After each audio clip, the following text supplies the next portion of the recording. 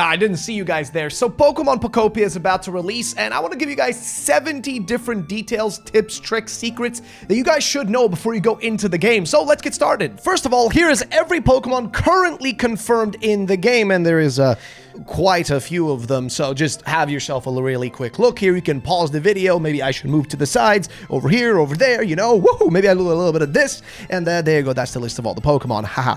Now let's move on to the next thing. We also know that Kyogre is confirmed to be in the game. We have a screenshot showing specifically that, but not just that. Like, as I already showed you the list, we know that of course Decidueye is in here, Zoroark is in here, Clefable is in here too. And speaking of Clefable specifically, if you actually go around the game, there are going to be these specific stores you can find, and these specific stores will sell you items like decorations for your houses and just other items that you may actually need, and they're being sold to you, I think, by Clefable or Clefairy, which is pretty neat. There are actually special outfits in the game. Yeah, you can actually dress up as Team Rocket, I think, like even Lieutenant Surge, and I think even the Kitakami outfit from the first DLC of Pokemon Scarlet and Violet is also available. So yes, there's going to be a lot of customization in the game. It will take you a while to find these items or purchase them from one of the shops, but they are in the game, which is pretty awesome. Also, there are around 209 confirmed habitats, which I'll talk a little bit about habitats further in here, but basically habitats are what you create, these things you create to make Pokemon appear, because you're not going to be capturing Pokemon in this game. Instead, you're making them join you and just hang out with you, right? And the only way to make them appear is through the use of creating habitats. And you create habitats by planting grass, putting grass next to rocks or trees, or putting specific objects in the game world to make Pokemon spawn in. And we have 209 habitats confirmed so far, 209, but there will be more. Also, oddly enough, if you want to learn how to jump in the game, which, you probably would want to learn that, you learn that from Magikarp. Now, to use the Pokopia shop in the game, which are these different shops to buy different decorations and stuff, you need these coins. Now, the only way to get the coins is by, at least for now we know, is to complete specific tasks, right? These daily missions. Now, the daily missions can include things like, literally just going and making lots of items. If you complete like that, you get like 200 coins. Finding a new Pokemon in your Pokédex, gets you also 300, and these reset on a daily basis, because yes, the game uses a real-time clock system, which means that you're gonna have to wait for these to reset before you can actually get your hands on stuff. And speaking of the shop, by the way you actually unlock the shop is by increasing your environment level. Now, I speak about this a little bit later, but your environment level is essentially the level that your current area is at, and to increase the environment level, you have to interact with Pokemon, make more habitats, build more things, craft more things, just unlock more things in this specific area to raise the level. And the best way to do this is by making your Pokemon happy, and you make them happy by building habitats that fit them, or building houses, or giving them stuff. Like a Charmander will really want to have a fire next to him, or like a bonfire or something, which will make him happier. The world we are in is actually a post-human version of Kanto. We can actually see a lot of hints that it is Kanto specifically, as all the locations are basically ruined versions of the Kanto region. And the question is, you actually get to play the game and try to figure out what happened here by talking to the Tangrowth Professor. He will give you a bunch of details about the world, try to push you forward, and if you want to get through different areas in the game, make sure you make as many habitats as possible to unlock these doors, which let you go further into the game. So pay attention to the PP bar, which should be in like the bottom right corner of the game.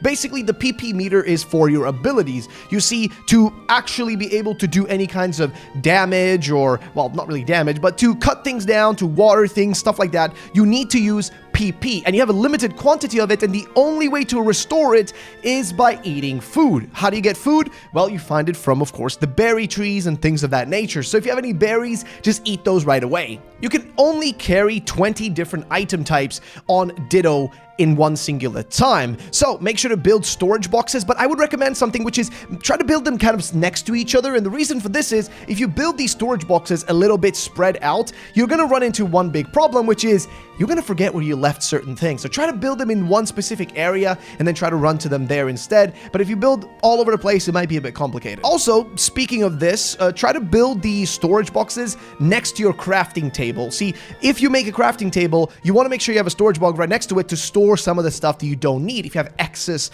items you necessarily can't use for crafting right now, or if you have really important items, that you can leave them there and then come back when you need to craft something with them. Also, important to note is, just like things like Animal Crossing uses a real-time clock, which, yes, it means that if the game says it's going to take 1 hour for something to get completed, like if you need to craft something and it requires time, that means an actual 1 hour. And that also means that when you're playing the game, if you play it during, daytime, it's going to be daytime in the game. If you play it during nighttime, it's going to be nighttime in the game. So just keep that in mind, because it does make a huge difference. Weather does affect spawns in the game. So yes, if you're playing the game and the weather changes or things of that nature happen, you're gonna run into the fact that certain Pokemon may not appear, some Pokemon will appear. So keep that in mind when you are playing that. Maybe take advantage of some rain when it's happening and try to check your habitats to see if something new has popped up. Now, if you complete your Pokédex entries, and this is by making certain Pokemon appear in habitats, talking to them and stuff like that, you will get, a Pokédex completion. And this is useful because you will get rewards, and it's just worth it in case you want to get a completion of the entire Pokédex, and also because you need this to make progress in this story. So I've already kind of mentioned it a little bit, but yeah, in this game,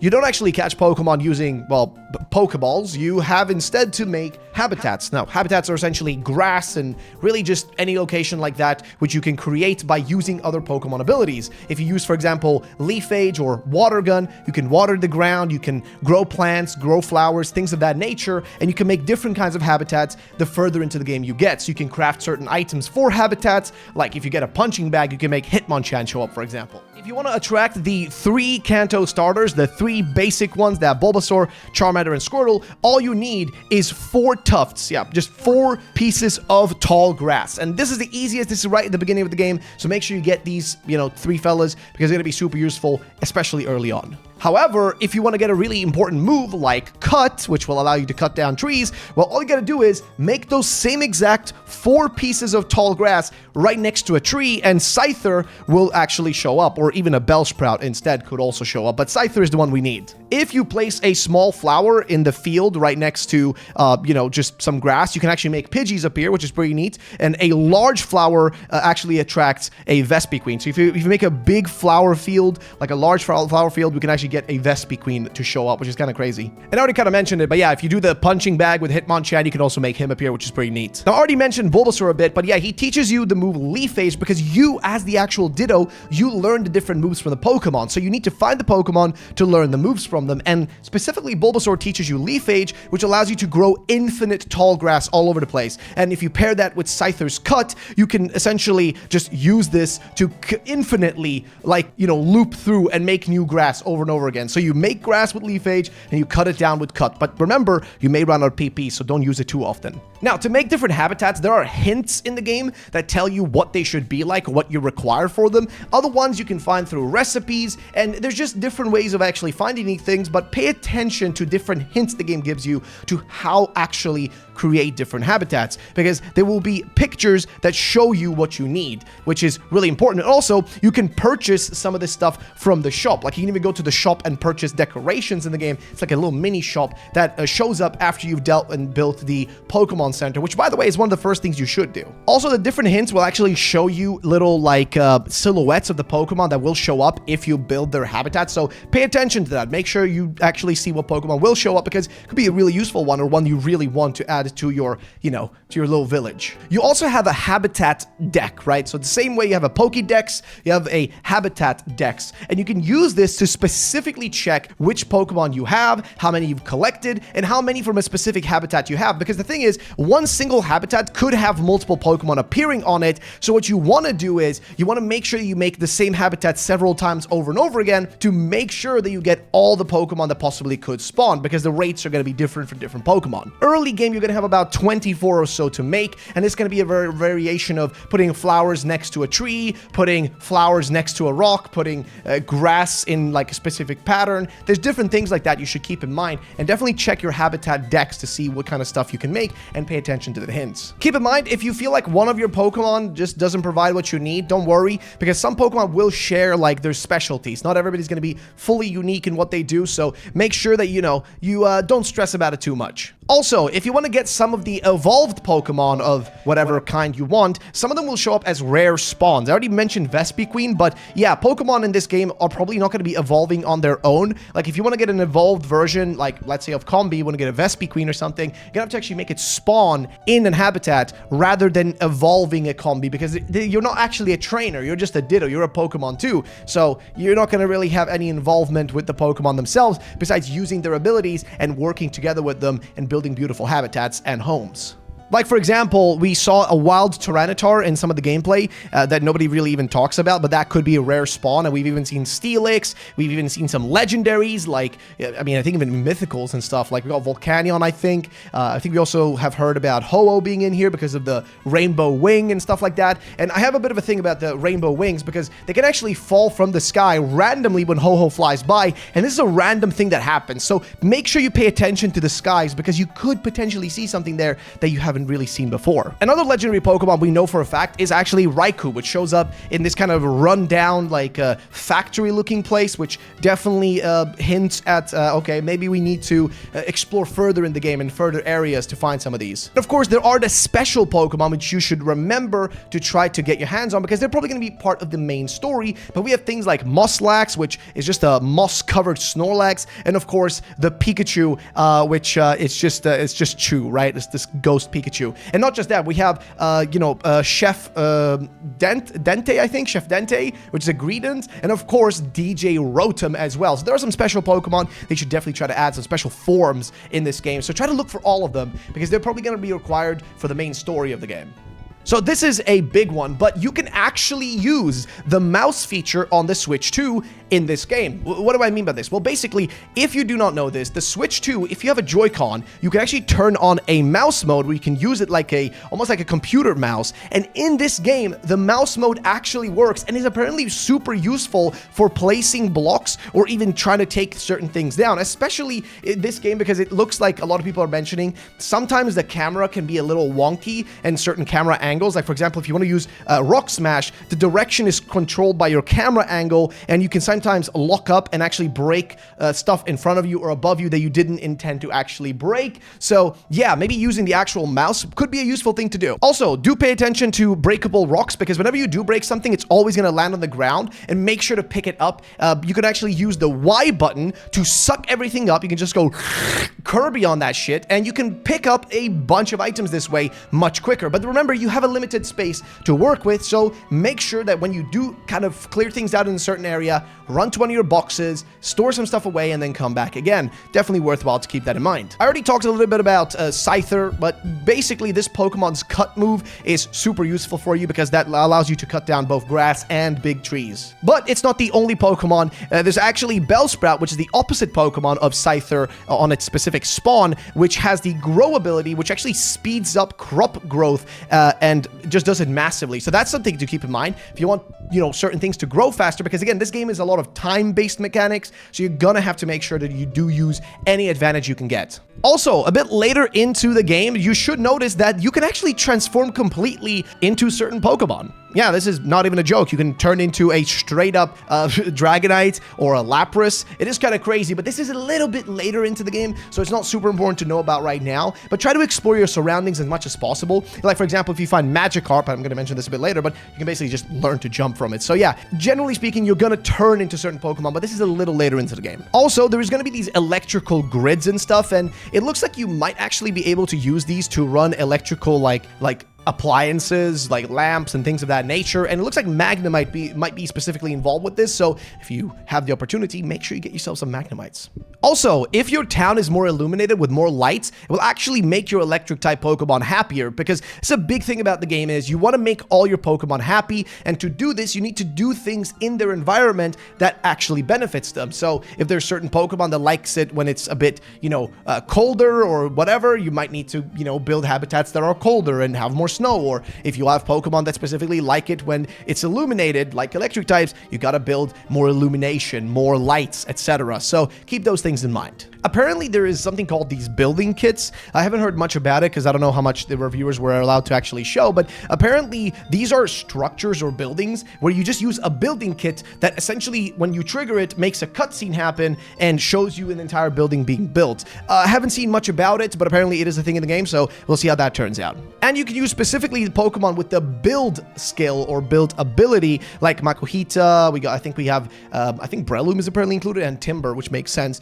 Now, these guys will actually help you construct major structures. That's like their whole shtick. They will help you specifically with that. But multiple Pokemon can actually help you with building certain things, even without having the build ability. They can still come in clutch with different things. Also, there has been some people who've discovered that you can actually build blocks really high up into the sky, which is crazy. They do not know what the limit is, but it's crazy how far up you can go.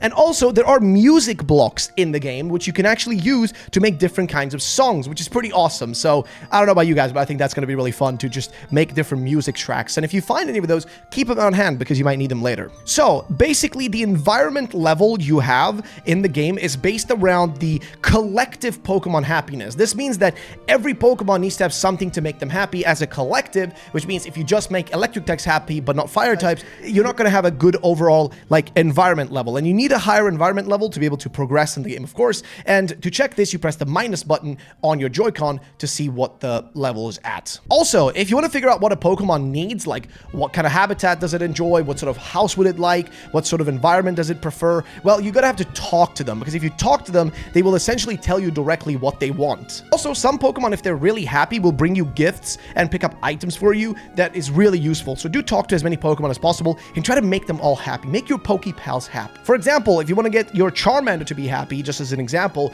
you need to make a campfire. You need to also give it access to certain things, right? So definitely try to make sure to make them happy by looking up what they specifically need. Also, if you have a larger Pokemon and you build a house for them, some of them will actually require you to have a larger furniture specifically to make them happy. And even some Pokemon will only eat maybe spicy food, so you have to pay attention to what everybody wants. Not everybody's going to want the same thing. I mentioned him earlier, but DJ Rotom, which is kind of a funny one, it's a giant speaker Pokemon. It's a speaker form of it, and it's like a giant jukebox, and it can play music from Gen 1 all the way through Gen 9. So if you want to listen to specific music while hanging out with your boys, having a good time, this is the best way. Just try to get your hands and talk to DJ Rotom. And to find specific songs, you're gonna have to look around for CDs, which are, I guess, like as treasures in the world. You're gonna have to find those to find specific things to add to your music library. So Chef Greedent, I already spoke about him a little bit, or Chef Dente as he likes to be called, is essentially the person you go to handle cooking, right? Like, if you want specific food to make specific Pokemon happy and boost their happiness, you're gonna have to go to him and get the right ingredients and make the exact dishes that appeal to your Pokemon. And I already mentioned it, but eating food yourself will also boost your abilities temporarily, giving you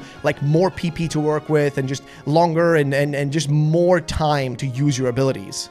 Also, berries that are placed around the environment let Pokemon feed themselves. So if there are berries around, they will just go and eat them themselves, which is good. Also, there is a quest you can do. I think it could be for Scyther or someone else early on. But basically, there is a quest early in the game which gives you the dowsing machine. If you guys do not know the dowsing machine, it basically helps you find collectibles in the ground. Basically, if you pair it together with something else, like, for example, Pidgey's search ability, you can essentially go around and pinpoint specific items and stuff in the ground and collectibles you may need. Now, we have seen lots of cool locations already hinted in the trailers and things of that nature. There's, for example, a giant active volcano with a massive castle inside of it. We know there's going to be different islands you can visit of your friends, which, I mean, that's going to be crazy too. So there's a lot of interesting locations. There's even an underground bunker filled with old, like, human artifacts which exists, which you can also check out. There's even a breakable wall very early in the game in the first area, which has like a vast hidden secret zone that you can easily miss if you do not break it down. Now, the game apparently has 4 main maps, right? And the story progresses as you unlock each one of them. So to get through the entire game, you need to unlock each one of these very important, zones and areas. Now, you could technically just completely ignore the story and just build and do things freely, especially if you want to get the multiplayer mode, which allows you to make a cloud island where you can just mess around and do whatever you want. However, I would say complete the story because it will give you a lot of items and things. And if you want to build your perfect little utopia for Pokemon, you're gonna need to complete the story to get access to certain features which are only available late game. Now, we spoke about it a little bit, but apparently there's like an SS Anne ship in Vermilion City, which may be fully explorable, and buildable, or at least we saw something like that in one of the previews and trailers and stuff, which is pretty cool. There's also just some other stuff that you will notice, some, again, references to Gen 1 especially. There's also this glowing stuff on, like, the ground. Like, if you go around, you'll find these glowing sparkles. These give you hints for stuff you can build or habitats you can build, but also, when you build the habitat, once there is a giant, like, sparkly glow around it, that means you built it correctly and Pokemon will start appearing in it. So just gotta walk away for a second and they will actually show up inside of it. There's also red Pokeball items around the ground which you can pick up, which will just give you random loot. There's also yellow Pokeball items, which can kind of be more seen as, like, I guess, key quest items, apparently. Again, that's just what I've been told, so we'll see how that turns out. There's also apparently ancient books which can be found in, like, abandoned buildings, which are likely lore collectibles, so they're going to be important for you to figure out the story of the game. Now, about some of the multiplayer stuff, there can be actually up to 4 players in one session, which is pretty neat because that means you can play with your friends and have a great time. Now, there are 2 different ways of playing the game. You can either have them join your story, like your actual, like, you host the entire thing and have them join you in your world, in your single player story with your progress and stuff like that. They can actually join you and help you progress in your story. And you bring your own Pokemon into your friends' worlds to help them if you really want to do that too. And visitors that join you can actually build habitats and make Pokemon appear, but only the host can officially recruit those Pokemon. So if they join you, they get no benefit, only you do. And only you as the host can actually turn in quest items for Pokemon. Visitors are just there for supporting you. I already mentioned it, but there is a separate Cloud Island, right? Which is a mode that exists where you and everybody else that joins you, if you want to, can contribute equally with no single player progress being affected at all. And this is because the Cloud Islands are a place you can access at any time. It is essentially like a Minecraft private server for you and your friends. And an unlimited amount of people can technically join, but only 4 at a time can play on that, Cloud Island at a time. But that means that, you can have 10 friends and 4 at a time can all join in at different times to play, not all 10 at once. Also, this is going to be really fun, just a fun thing I want to mention. But yes, you as Ditto, you can turn into a bunch of different things. So I think it's going to be fun to play prop hunt in this game. Just looks like it's going to be loads of fun for that. And yeah, that's pretty much it. There's a lot of questions that we still have, which we're going to learn about it over the next, few days as the game comes out. And of course, one big question for me is shiny hunting. One kind of speculated theory right now for shiny hunting that I have heard, which is a really interesting one, is that apparently if you are shiny hunting, you can actually, you can shiny hunt by basically making a habitat and then soft resetting to check if a shiny Pokemon comes out. I don't know if it's real. I don't know if it actually is accurate, but I thought I would mention it nonetheless. And yeah, that's that.